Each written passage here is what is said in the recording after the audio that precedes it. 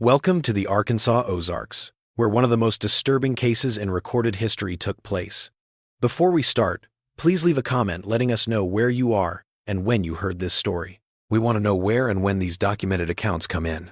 The Arkansas Ozarks had a very cold autumn in 1921.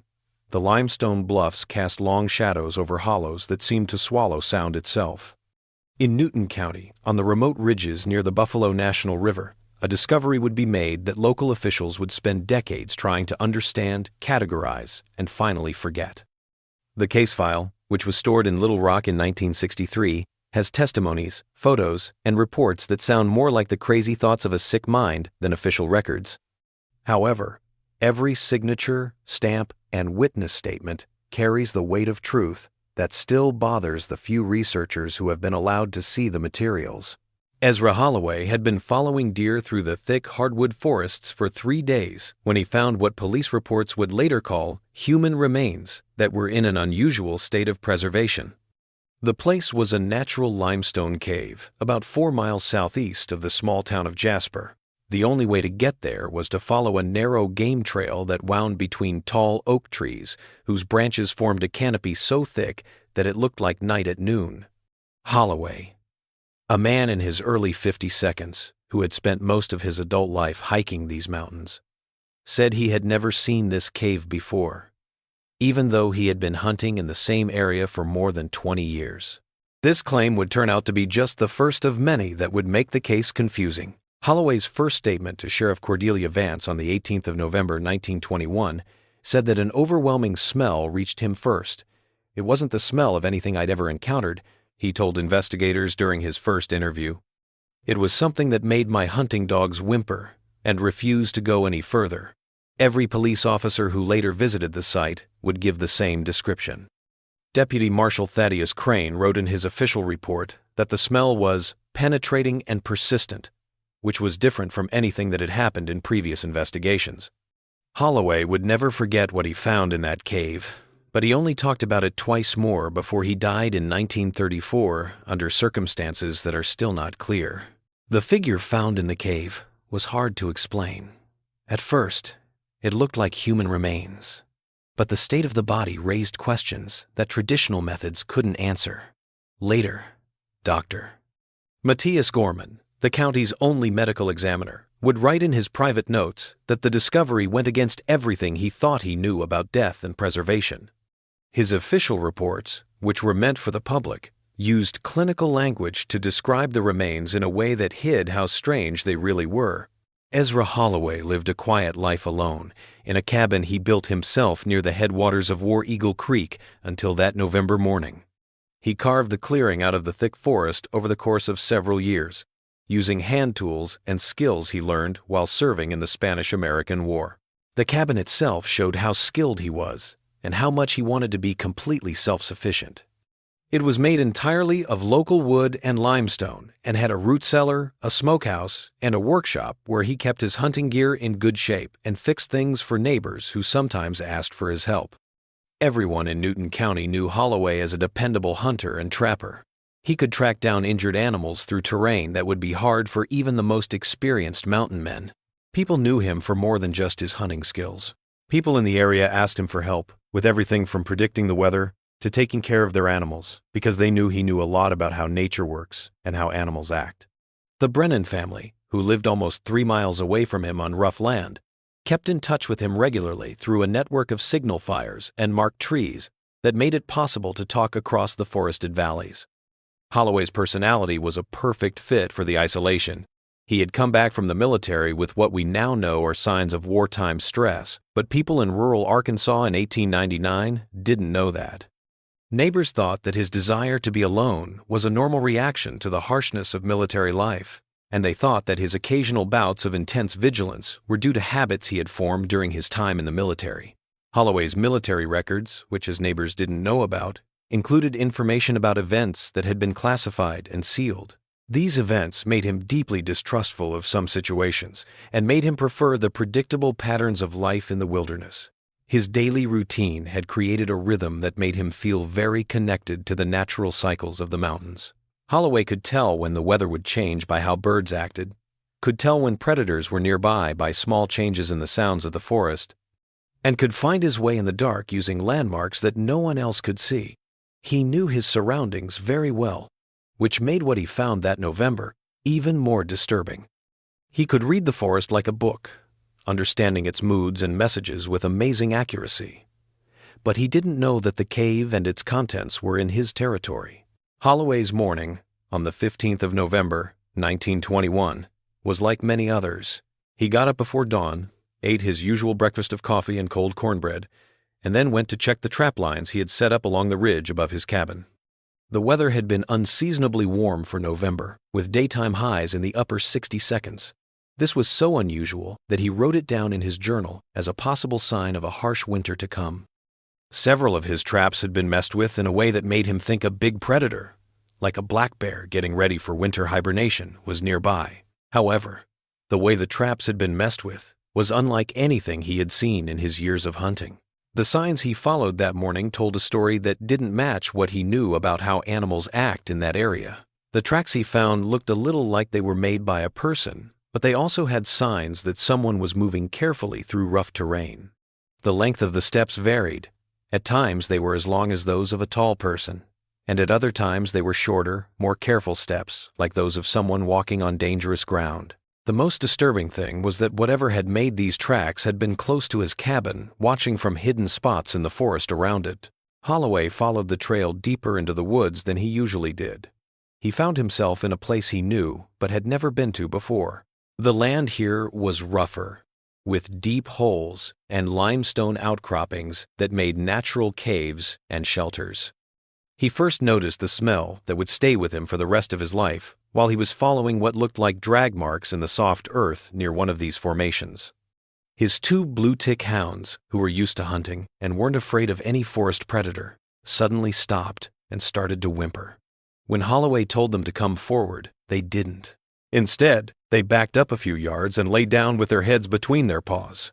Holloway told Sheriff Vance that the smell was like something that had been wrong for a very long time.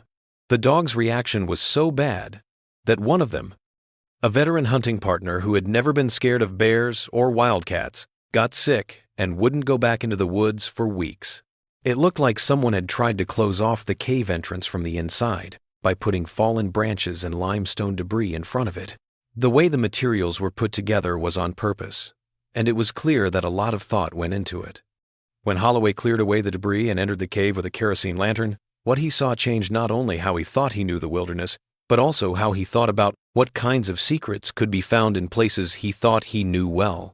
The inside of the cave had been changed a lot, with carved passages and rooms that showed signs of long-term use and careful planning. The figure he found was sitting against the back wall of the main chamber, surrounded by things and materials that were hard to explain. The remains looked human in terms of structure, but they were preserved in a way that didn't seem possible given the conditions. The person had been dead for a while, but the state of the body made it look like natural decay had been stopped in some way. It was even more disturbing to see that the person had been in this state for a long time, as if death itself had been put off or stopped. Sheriff Cordelia Vance's first reaction to Holloway's discovery was calm and methodical. Vance was one of the few female police officers in Arkansas at the time. She had built her reputation on carefully looking into cases and keeping detailed records of the evidence.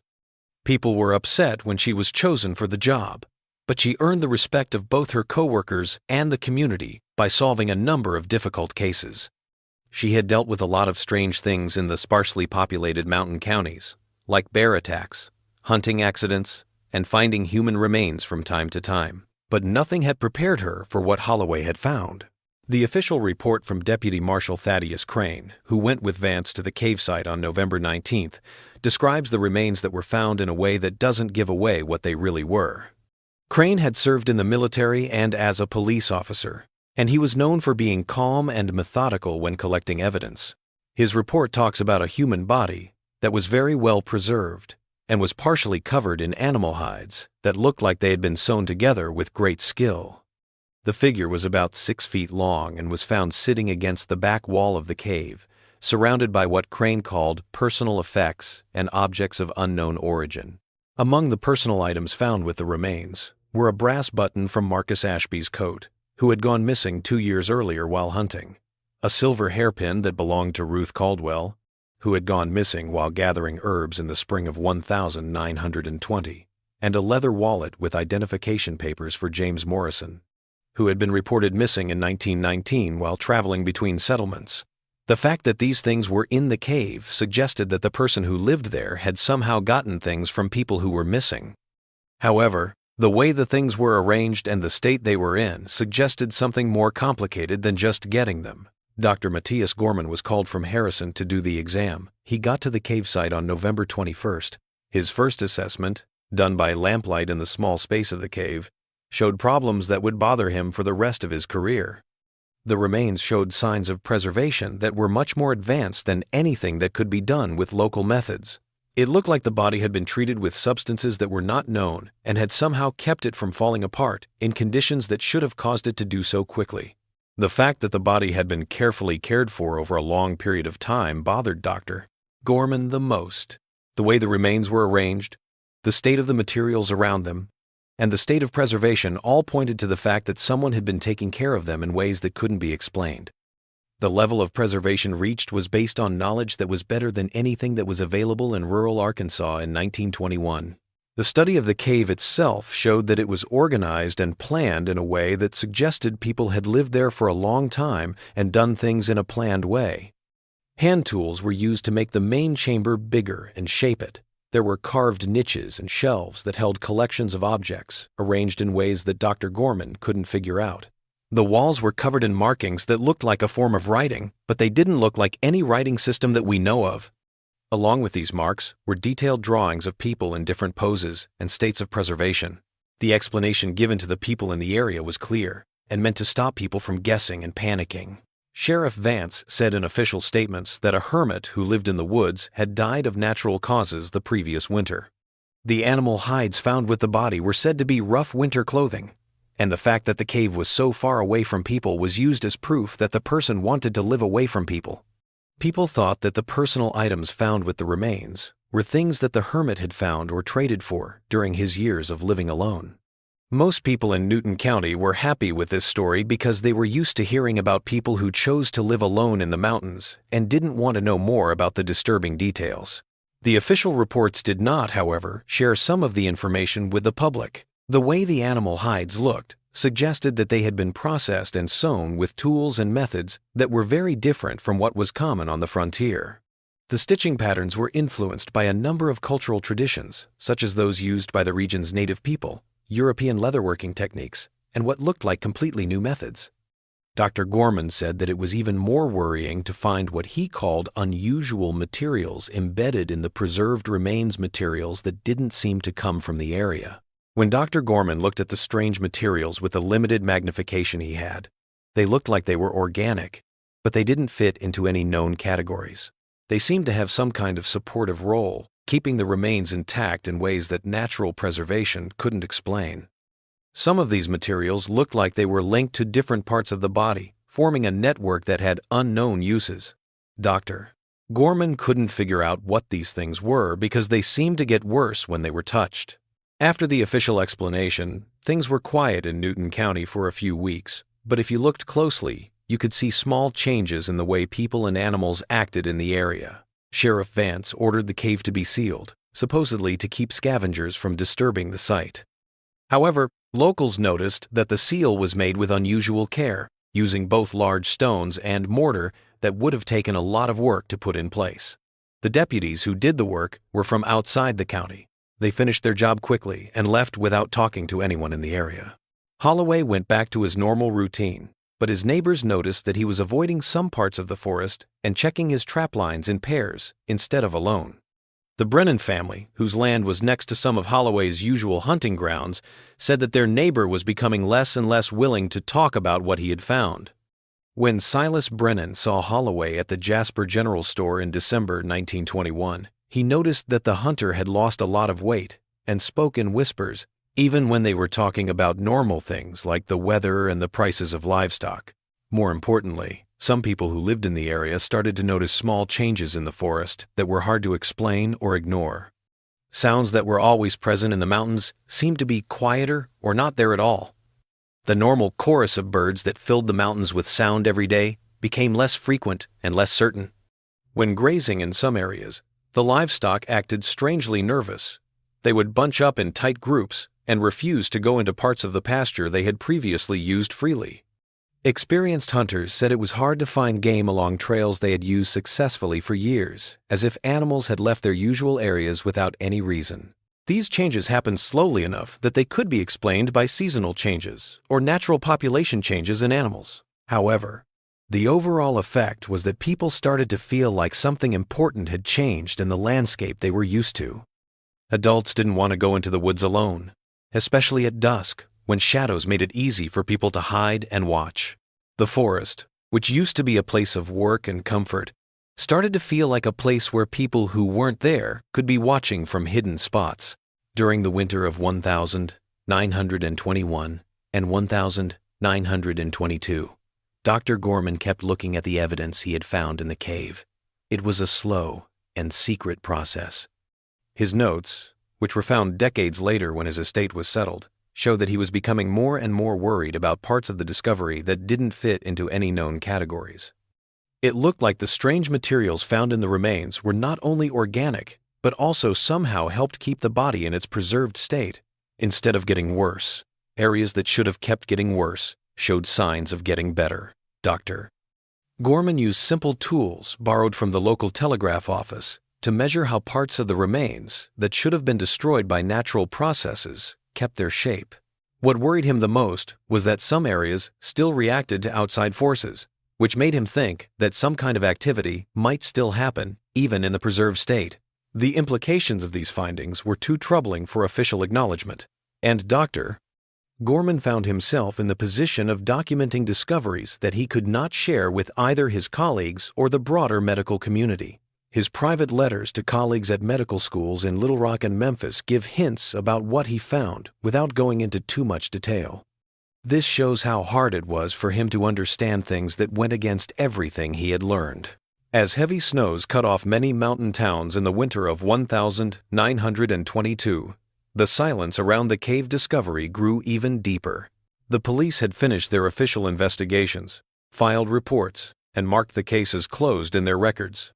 But for those who knew what was found in that limestone cave, the resolution felt more like a deliberate forgetting than a real understanding. The questions that came up because of the discovery hadn't been answered. They had just been put away in archives where they could be safely ignored. Sheriff Vance, who was known for being thorough, was under pressure from state officials to finish the investigation and move on to other things. The pressure was subtle, but constant.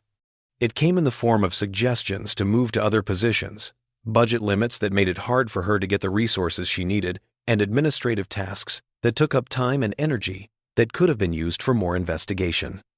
She gave in to these pressures, but her private notes showed that she was very angry with how the government responded to the discovery. Holloway thought that the worst part of that November discovery was not what he had seen, but what he had understood. The person sitting in the cave, covered in a sewn-together collection of animal hides, had not been put there by chance. The way the person was arranged made it look like they had been put there on purpose and kept there for reasons that were not clear. It was even more disturbing to realize that the cave had been lived in for a long time, as evidenced by carved markings on the walls that showed someone had been there and active for a long time. The objects around the remains told a story of careful gathering and organizing that made it seem like there was a plan and a purpose, not just random gathering. It was clear that whoever had put the items together had some kind of criteria in mind, but it wasn't clear what those criteria were. Items from missing people were mixed in with natural specimens, tools, and materials that looked like they had been collected from a large area. The way the cave was set up made it look like it had been used for storage, but the purpose of the collection was still a mystery. Holloway found things that seemed to belong to people who were still alive and living in the area, which was very disturbing. For example, he found a button from a dress worn by Martha Brennan, Silas's wife, who still lived on the property next door. He also found a piece of harness from equipment owned by Sam Hutchkins, who ran the general store in Jasper. Finally, he found a page from a journal written by Dr. Gorman himself, which he said he had never written. but which perfectly captured his thoughts and observations. The discoveries suggested that whoever had lived in the cave had been gathering information and personal items from people in the community in ways that weren't clear. The amount of detail in the collected materials suggested that the person who wrote them knew a lot about daily life, personal relationships, and private activities that could only have been learned through careful and long-term observation. Holloway's understanding of his years of living alone in the mountains changed when he realized that his isolation might have been an illusion and that he had been watched the whole time he lived there. In the spring of 1936, the sealed cave got a lot of attention again when a surveying team working for the newly formed Buffalo National River Project found some strange things in the area. The federal government's decision to make the Buffalo River a national river was a big change in how the region was managed and overseen. It brought federal workers and resources to areas that had only been under local control before. The surveying work was meant to find out how much fun the area could be and to find places with historical or archaeological value that might need extra protection or development. While doing geological surveys to see if the area could be used for recreation, surveyors found signs of more cave systems that were linked to the original site that Sheriff Vance had sealed off 15 years before. People in the area had never heard of these caves before. They had what looked like chambers and passages that had been built on purpose and went much deeper into the mountain than natural formations would explain. When survey equipment picked up on empty spaces under what looked like solid rock, the discovery was made. This led to more in-depth exploration, which revealed a large underground network. Dr. Harrison Voss, an archaeologist from the University of Arkansas who was brought in to look at the cave system's historical significance, found evidence that made him rethink what he thought he knew about the region's history and the nature of the original discovery. His first report, which he sent to state officials in June 1936, talked about architectural features that showed a deep understanding of engineering principles, even though they were built with only basic tools and materials that were available to people in the area in the late 1800s and early 1900s. Dr. Voss's research showed that the cave system was much bigger and more complicated than the one room that Holloway found in 1921. There were passages that linked several chambers in a way that showed careful planning and building over a long period of time. Some chambers showed signs of having specific uses, like carved shelves and work surfaces that showed they were used as workshops or storage areas. Some had groups of items arranged in ways that were unclear but clearly made sense to the people who made them. Dr. Voss's discovery of more personal items spread out across the connected cave system was even more worrying. There were clothes, jewelry, and personal items that looked like they had been around for decades in rooms that looked like they had been organized and cataloged. There were detailed notes written in different handwritings with each item that described the habits, likes, and daily routines of the people who owned it before. The notes were written with great care, and they included observations about routines, social interactions, and personal traits in such detail that it was clear the writer had spent a lot of time observing and studying.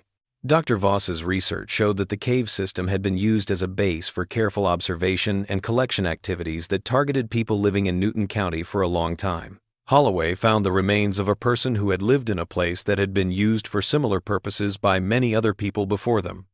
There was proof that the operation had been going on for at least 50 years, with different people taking over the observation and collection duties as previous occupants died or moved on. Dr. Voss's work showed that the operation was bigger than anything local law enforcement had ever seen before. Maps on the walls of caves showed where every person in Newton County lived and gave a lot of information about their daily lives. Dozens of community members had personal profiles made that carefully recorded their likes, dislikes, relationships, and daily routines. The most troubling thing was finding detailed records that seemed to show where certain people were and what they were doing over long periods of time. When the police tried to find Ezra Holloway to talk about these new discoveries, they found that he had left his cabin sometime between the winter of 1935 and 1936. Federal surveyors tried to get in touch with him about access rights to his property, but they found out he was missing. Neighbors said they hadn't seen him since early November, but there were no signs of violence or a sudden departure on his property. His things were still where he left them. His trap lines were still set, and his animals were being taken care of, which suggests that he had planned to come back but never did. The investigation into Holloway's disappearance found a disturbing pattern in the papers he left behind. His personal journals from the years after he found the cave showed that he was becoming more and more worried about being watched and studied. He said he found proof that someone had been in his cabin while he was away, moving things around a little and looking through his things. Things would be put back in almost the same places, but with small changes that showed they had been carefully looked at and cataloged. It was even more scary when he found new notes in his own handwriting that described things he said he had never written down. The notes found in Holloway's cabin went into great detail about his daily life, writing down things like his habits, likes, and personal patterns that could only have been learned by watching him closely. What made these discoveries so scary was that the handwriting was clearly his own, but he claimed he didn't remember writing any of it. The notes accurately captured his thoughts and feelings during certain events, something that an outside observer could never have done. However, they were written from an outside point of view that made it seem like someone else was keeping track of his experiences. Dr. Voss's archaeological work went on through the summer of 1936, and it showed the full extent of the cave system and how its chambers and passages were arranged in an organized way. What he found in the deepest chamber that was open to the public would eventually lead to the sorting of all the site's materials and the permanent sealing of the entire cave system. His last report, which was only sent to a few government officials, talked about discoveries that went against common beliefs about how rural communities work and whether it was possible to keep observation operations going in remote areas. The deepest chamber looked like a central archive of information about people who lived in and around Newton County. Along with detailed maps showing where each resident lived, there were also complete personal profiles of each person who lived there. The profiles had information about daily routines, personal relationships, individual traits, and habits that could only have been learned through years of careful and thorough observation. The level of detail was amazing. It recorded not only behaviors that could be seen, but also private information that hinted at access through methods that were still unclear. There were also a lot of journals written by different people over the course of several decades in the deepest chamber. These journals talked about a plan to study mountain communities all over the Arkansas Ozarks. The writers wrote down ways to watch people without them knowing, ways to get their personal belongings and information, and ways to make detailed personal profiles. The journals showed that there was a planned effort with goals that went well beyond just watching or doing research. The journals made it sound like the operation was being run by a group with more resources and knowledge than law enforcement had ever seen before. The personal profiles were very detailed, the observation techniques were very advanced, and the activities seemed to last a long time. This showed that planning and coordination were needed that required a lot of help and careful management. The most troubling thing was the clear proof that the operation had been able to keep complete secrecy for decades while closely watching many communities. Dr. Voss went to archives in Little Rock to try to find out where the documents came from and how the operation worked. There, he found references to similar discoveries in other isolated communities in Arkansas and nearby states. Reports from the 1,880 seconds talked about caves that had been prepared, collections of personal items, and personal documents that were found in ways that were the same as what was found in Newton County. The fact that these discoveries were all the same made it seem like there was a coordinated effort with multiple sites and people working together using the same methods and goals. The fact that similar discoveries were found in many places showed that the group had been working in a large area for a long time. This suggested that they had more resources and coordination skills than any other group known. The consistent methods and materials found at different sites showed that there was central planning and training, and the length of the operations showed that they continued for many generations. These findings led to questions about what life is really like in isolated rural areas and how much outside observation and influence might have affected settlements that seemed to be independent. Dr. Voss's final report, which he sent in September 1936, said that the cave system should be closed right away and for good, that all related materials should be classified, and that any further investigation should be stopped. His suggestions were based on more than just the disturbing nature of the findings. He was also worried that further investigation might hurt ongoing operations or draw unwanted attention from the people in charge of the observation activities. Without any review, his suggestions were accepted, and within weeks, Concrete filled the cave system, and all official maps and surveys were taken down. The choice to end the investigation and put all related materials in a secret category showed that there were worries that went beyond what was found at the Newton County site. Federal officials had learned about similar discoveries in many places in the southeastern United States, which suggested that the Arkansas findings were part of a much bigger pattern of behavior. The organized way the observation operations were run and the advanced methods used made people wonder who was in charge and what they wanted to do, which led to the decision to keep the discovery secret from all but a small number of people with the right clearances. Several people who lived in Newton County after the caves were sealed said they had experiences that made it seem like the activities that had been recorded in the cave system had not completely stopped.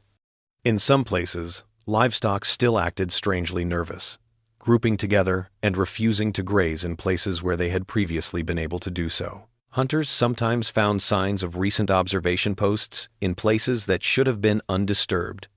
For example, they found cleared sight lines to homes and caches of supplies that looked like they were being taken care of by people they didn't know.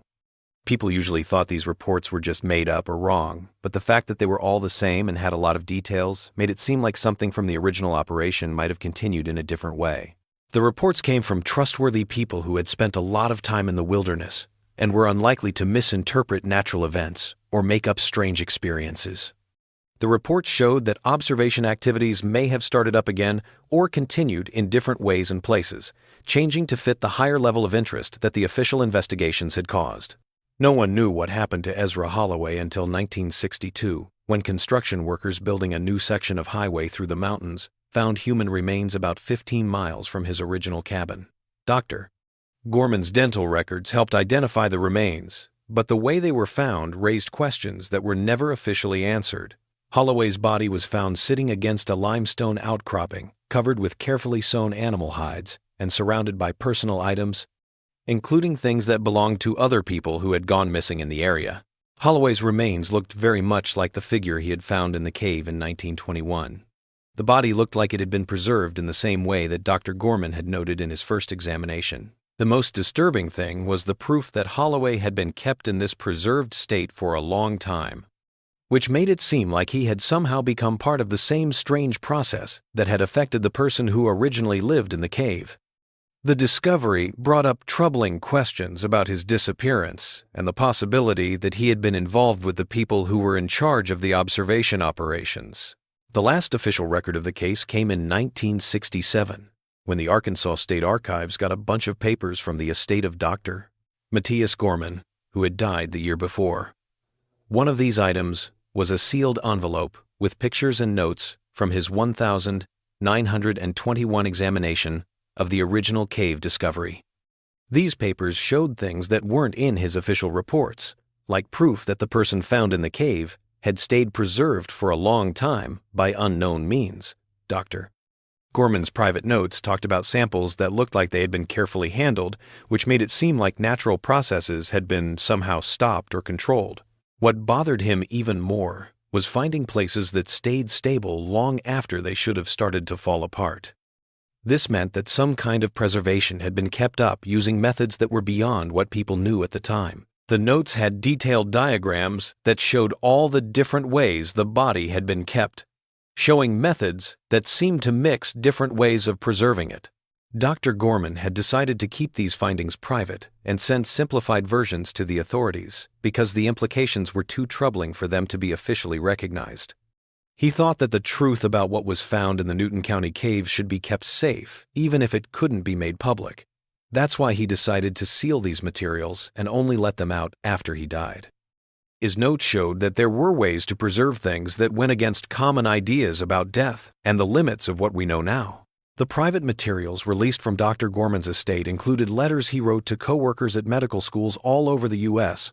These letters showed that similar discoveries had been made in other places but had been kept secret or classified in the same way.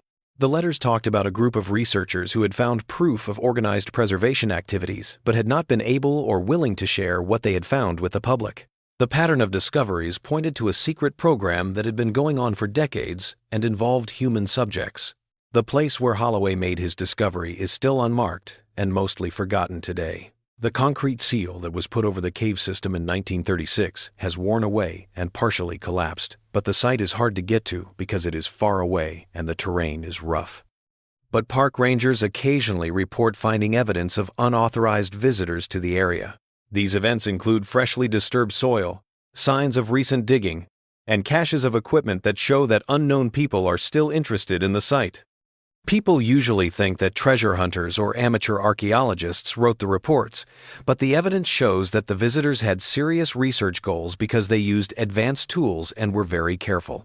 The official records of the case are still kept secret in climate-controlled buildings, where only researchers with special security clearances can see them. The limited number of scholars permitted access to these materials generally complete their research expeditiously and refrain from further inquiry. Although their published work meticulously omits any direct reference to their conclusions, the trend of short research projects and not wanting to publish results suggests that the classified materials still contain information that is thought to be dangerous or sensitive to the public. People who live in Newton County, especially those whose families have lived there for many generations, sometimes tell stories that are similar to the ones that were first discovered. These stories talk about family members who went into the mountains and came back changed, neighbors whose behavior changed over time, and the feeling that certain parts of the forest still hold secrets. People usually only talk about the stories with trusted family members, and they rarely talk about them with people outside the family. This is because everyone agrees that some information is too dangerous to share with a lot of people. Oral traditions passed down from generation to generation in the area include stories about events that happened many decades before the documented discoveries. Stories tell of strange visitors who would show up in far-off places for a short time and then leave, leaving behind signs of temporary camps and observation posts. Some stories talk about people in the community who would disappear for long periods of time and then come back with new skills or knowledge, which suggests that they were involved in activities run by unknown groups. The fact that these oral traditions are still around shows that the observation activities recorded in official records are only the most recent phase of operations that may have been going on for a lot longer than official sources say. The stories talk about patterns of activity that go back to the first people who lived in the area, which means that groups from outside the area may have been there and active since the first European American settlers arrived in the early 1800s. The sound of wind blowing through the limestone caves in the Arkansas Ozarks carries echoes that seem to last longer than they should. On quiet nights, when the air is still and the mountains hold their breath, people in Newton County sometimes hear what sounds like whispers coming from places where no one should be. People usually think of these sounds as normal things like the wind and stone, but they remind people who listen closely that some discoveries are too important to stay hidden and some silences are too deep to trust completely. The limestone cave system's acoustic properties make it possible for sounds to travel long distances underground and show up in places where they shouldn't, which is why people have heard voices and conversations that seem to come from solid rock or an empty forest. People who live in the area can tell the difference between natural sounds and sounds that suggest human activity, but they don't often look into sources that are hard to find. The warning shows that people have learned over the years that curiosity can be dangerous in places where unknown groups may be working. Geological research in the area has used modern tools that have sometimes picked up signs of activity underground that point to people still living in sealed or hidden cave systems. The readings show that things are moving and happening at depths that shouldn't be possible, which makes us wonder how well the closure work done in 1936 was done. Federal officials are still keeping an eye on these readings, but they won't say how they respond to activity that is found, which suggests they are still worried about the status of the original operations. The case file is still in the archives, but it is not marked as solved or unsolved. It is just recorded. It stays the same, like the mountains themselves, waiting for someone brave and curious enough to ask the questions that were never officially answered. The documentation is a record of discoveries that changed how people thought about what people could do and how organizations worked in remote areas. It keeps evidence for future researchers who may have better ways and tools to study the phenomena described in the reports. Some stories in the Arkansas Ozarks, where the landscape keeps its secrets as well as its dead, go on even after they've been told. They echo through generations like voices carried on mountain winds that never quite fade away. researchers and investigators are still drawn to the area by rumors and bits of evidence. But the fact that the original sites are hard to get to and the official records are classified means that many questions are still unanswered. The mystery remains, thanks to distance, secrecy, and the fact that people in isolated communities tend to stay quiet about things that make them question what they know about the world around them.